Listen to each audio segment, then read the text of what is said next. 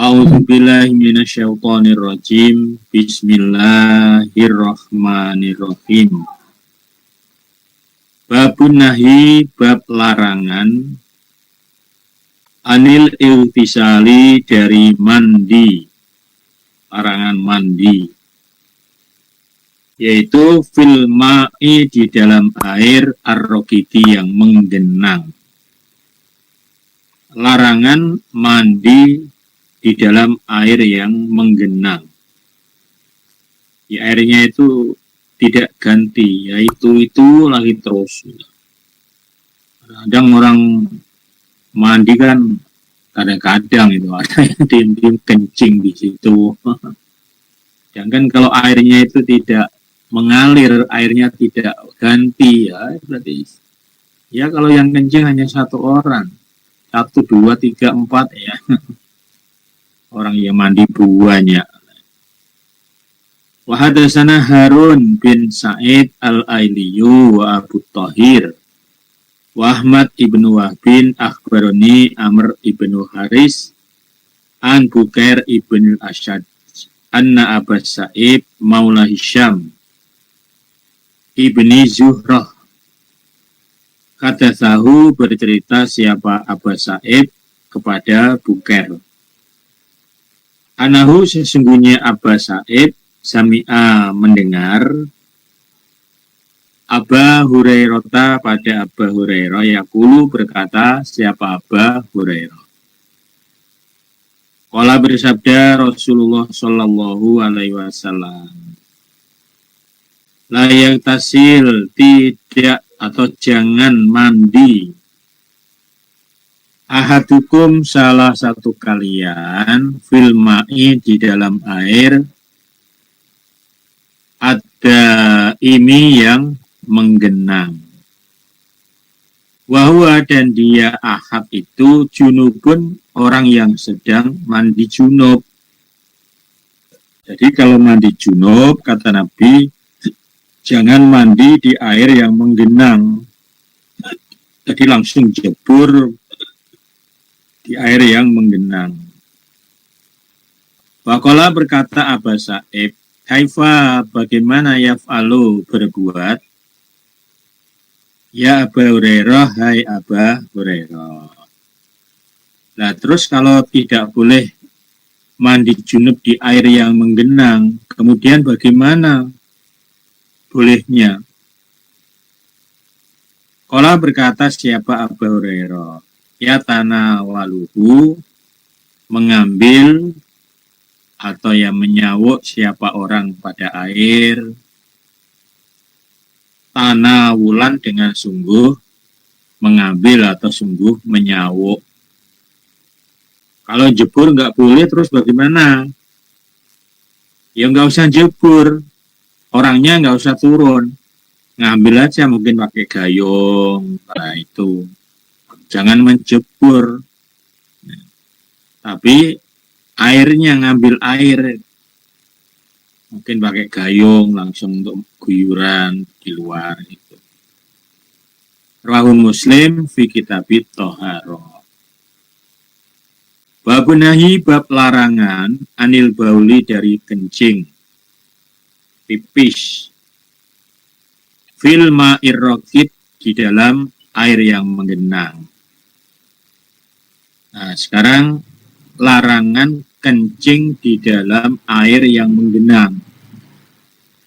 Larangannya itu artinya kemudian air itu digunakan orang gitu loh. Karena kan air menggenang kan nggak mengalir, kan airnya itu aja. Kalau dikencingi ya udah, berarti merata najisnya. Tadi di atas itu artinya air yang menggenang itu airnya diperkirakan kurang dari 2 kolah. Kalau airnya itu kayak kolam renang itu kan lebar, itu banyak, ya nggak apa-apa itu. Ini artinya airnya sedikit, airnya menggenang, nggak banyak, terus jebur lah itu. Tapi kalau airnya itu lebih dari 2 kolah, lebih dari 216 liter, ya boleh-boleh saja. Kami ulang babnya, babun nahi, babnya larangan, anil bauli, dari kencing, fil ma'ir raqid, di dalam air yang menggenang. Bagaimana hukumnya kencing di air yang menggenang?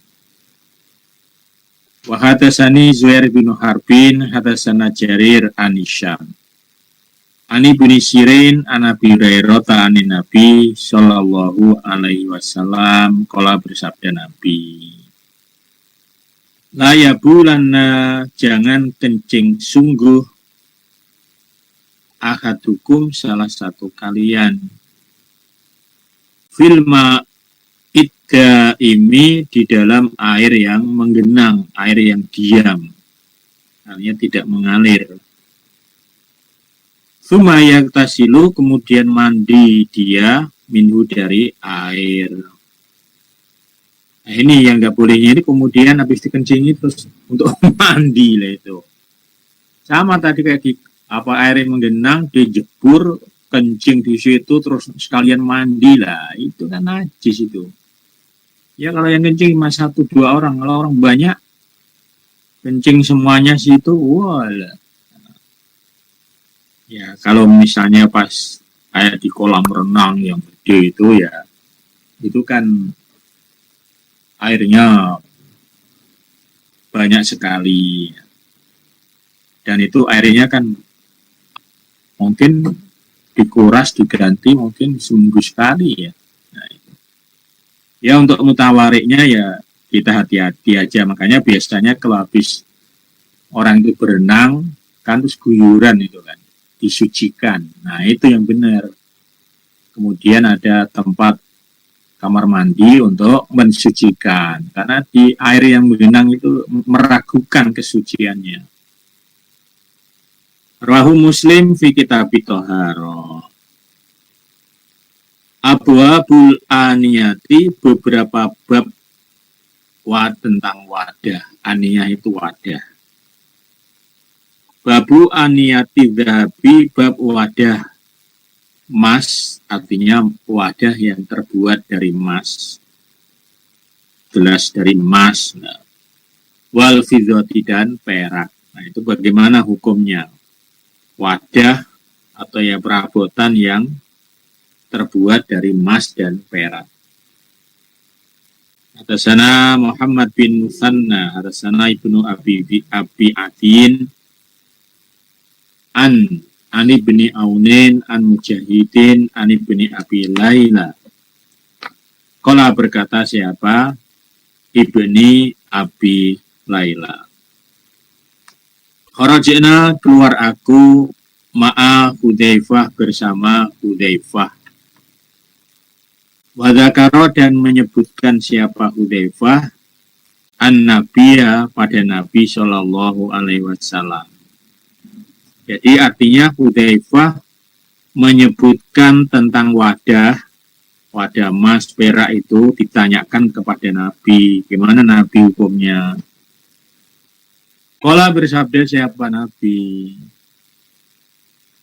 la tashrobu, jangan minum kamu sekalian, fi aniyati, di dalam wadah adzabi, emas, wal fiddati, dan perak. Ternyata nggak boleh kita minum pakai gelas emas, wah keren, emas. Malah nggak boleh itu. Wala talbasu, dan jangan memakai kalian, ini jenis pakaian ya, al-harira, pada sutra, wadibaja, dan sutra tebal.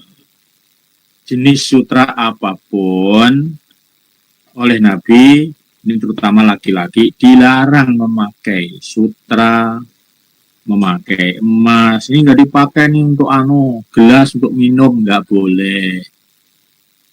Wainaha, sesungguhnya sutra, lahum, bagi mereka, artinya mereka orang-orang kafir, fidunya, di dunia.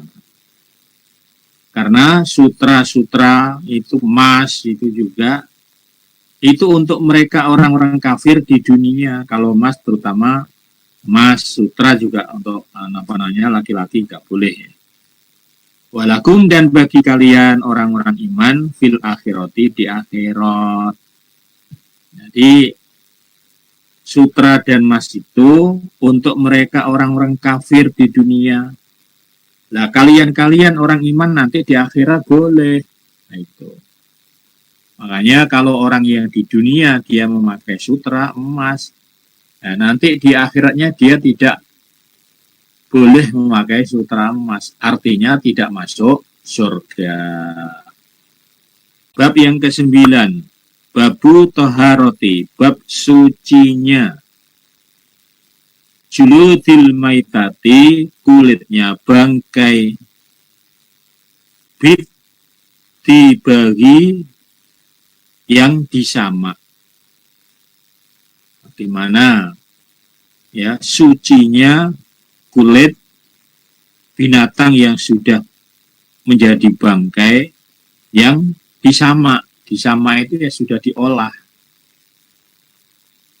Wa atasana Yahya bin Yahya wa Abu Bakar bin Abi Syaibah wa Amr an-Nakid wa Benu Abi Umaro jami'an kesemuanya.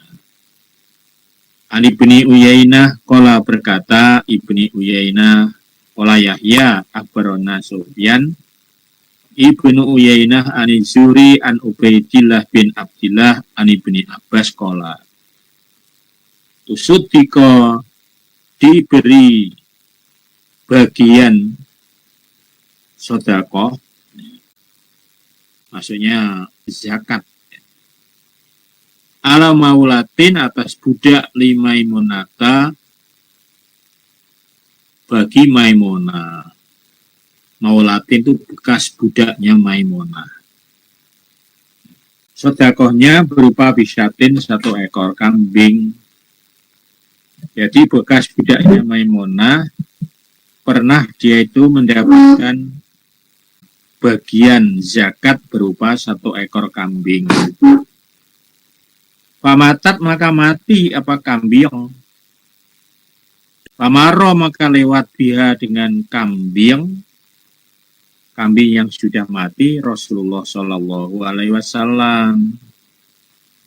Nabi pas lewat, Fakola bersabda Nabi hala hendaklah akhotum mengambil kalian ihabahabnya fadabaktumuha maka menyemak kamu sekalian padaku fantafatu maka memanfaatkan atau mengambil manfaat kalian bihi dengan kulit. Ya bangkai yang nggak boleh kan dimakan dagingnya. Nah, kalau kulitnya oleh Nabi boleh dimanfaatkan. Kulit kambing atau sapi misalnya dibikin kendang, dibikin tas lah, boleh saja. Waqalu berkata mereka inaha sesungguhnya kulit maitatun bangkai Nabi. Nah ini kambing bangkai, mati, kambingnya sudah mati. Waqala bersabda Nabi, Inama karuma sesungguhnya haram atau haramnya luha makannya kambing. Oh, yang haram kan makan dagingnya. Nah, kulitnya itu boleh dimanfaatkan. Kamu ambil untuk sepatu, untuk tas. Nah, itu boleh. Tapi ini hanya binatang-binatang yang halal. Kalau yang haram ya nggak boleh. Misalnya kulit babi, bangkai, udah bangkai, haram, ya boleh. Atas sana Yahya ibnu Yahya Korona Sulaiman ibnu Bilalin an Zaid bin Aslam anak Abdurrahman bin Wa'lah akbarahu an Abdillah ibni Abbas qala sami itu Rasulullah sallallahu alaihi wasallam yaqulu bersabda Nabi idza tubigo ketika telah disamak al-ihabu kulit Fakot tohuro maka sungguh telah suci apa kulit. Bangkai itu, tapi kalau sudah diolah, maka itu hukumnya sudah suci. Misalnya dibikin sepatu, dibikin tas, itu hukumnya sudah suci. Ya, walaupun itu kulit binatang bangkai, boleh-boleh saja.